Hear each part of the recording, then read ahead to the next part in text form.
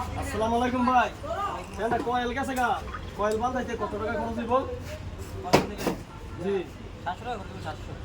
আচ্ছা ঠিক আছে, 700 টাকা খরচ আগামী দিন নিয়ে যাবো মুখানটা। হ্যাঁ ভাই কইছে আমাদের মহল্লা মা অসুস্থ, ফ্যান্ডার একবার কয়েকবার ঠিক করাই নিছে, আর আপনার টাকাটা একটু কমাই একটু নিলেও পারে। আচ্ছা দেখা যাক কালকে আসুন। আসসালামু আলাইকুম ভাই। ফ্যানটা আমার রেডি হইছে?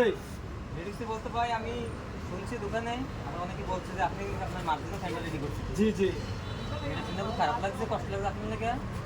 এই কারণে আপনার ওই ফ্যানটার থেকে ভালো একটা ফ্যান আমি দিচ্ছি দোকান থেকে কিনেন, আপনার মার্জিনও এটা আপনি টাকা লাগবে না এমনি দিয়ে দিন।